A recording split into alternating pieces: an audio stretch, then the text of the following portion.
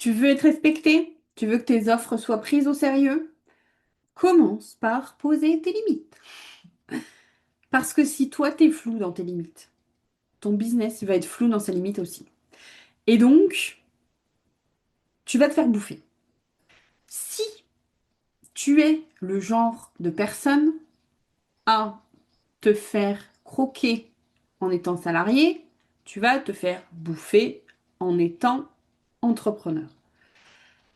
C'est pas parce que tu es entrepreneur que tu vas être indépendant. C'est pas parce que tu es entrepreneur que les gens vont te respecter. Ce qui va faire que les gens vont te respecter, c'est ta posture. C'est les limites que tu poses. C'est comment tu poses tes limites. Comment tu fixes tes limites. Et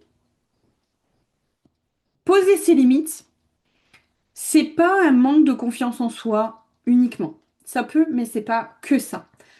Poser ses limites, c'est quelque chose qu'on nous a pas forcément appris.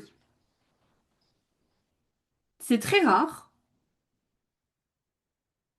Je pense, j'ai une image qui me vient, en fait, c'est pour ça que je rigole.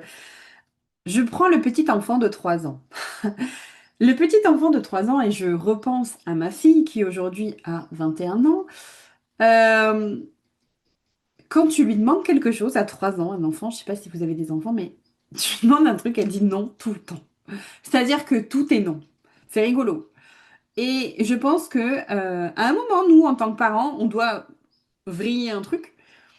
Et en fait, on impose nos propres limites aux gens, je pense, et enfin nos enfants. Et du coup, ben eux, ils savent plus respecter leurs limites. Et en fait, après, c'est un travail à faire que de se dire, mais quelles sont mes limites à moi en tant qu'adulte? Et je pense que c'est quelque chose qu'on ne fait pas. C'est un exercice que on ne fait tout simplement pas parce qu'on ne sait pas le faire, parce qu'on nous a pas appris à le faire, et parce qu'on ne voit pas l'intérêt de le faire. Et je pense que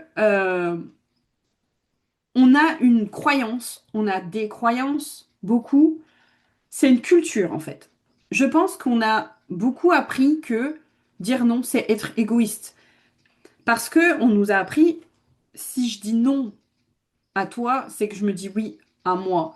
Et en fait, les personnes souvent qui me regardent et avec qui je travaille sont des personnes généreuses. Je suis une personne généreuse et je suis quelqu'un qui, si je peux vous en parler aujourd'hui, c'est parce que longtemps j'ai mis les autres avant moi.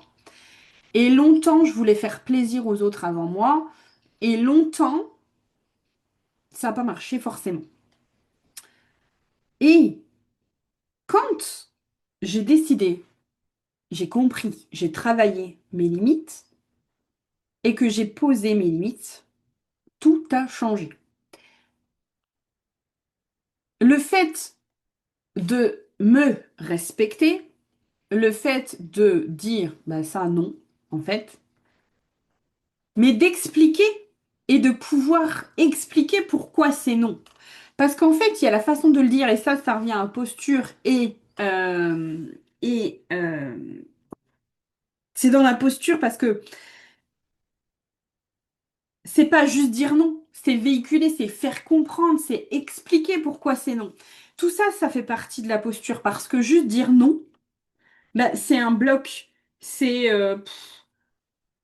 mais dire non parce que blablabla. Je vous donne un exemple. Les appels d'offres. Moi, je facture les appels d'offres à l'heure, d'accord? Souvent, mes clients me demandent un forfait. Parce qu'ils veulent, donc d'abord, comprendre pourquoi ils me demandent un forfait. Je digresse un peu. Ils veulent un forfait pour être rassurés et savoir combien ça va leur coûter. S'il n'y a pas de forfait, ça peut être aussi bien 500 que 1000 euros. Ils savent pas, ils vont pas dire oui. Donc ça, c'est le premier point. Donc moi, je sais, je les connais. Donc je sais qu'ils ont besoin d'être rassurés par rapport à ça. Par contre, ils ont leur propre carte mentale. C'est-à-dire qu'ils ont leur propre idée de ce qu'est un appel d'offres, etc. Moi, je sais, ne serait-ce que j'ai déjà travaillé dans une entreprise où, dans la même entreprise, il était possible de faire un appel d'offres en 2 heures parce qu'il n'y avait que eux, un seul lot, exemple. et de faire un appel d'offres, rien que, je vous parle juste de l'administratif, où il y avait 4 co-traitants, 3 sous-traitants, 4 lots. Tu passes 3 jours rien qu'à l'administratif. Donc, moi, quand je vais voir un client et qu'un client m'appelle pour un appel d'offres, exemple, oui, est-ce que c'est possible d'avoir un forfait? Non. Pourquoi non? Parce que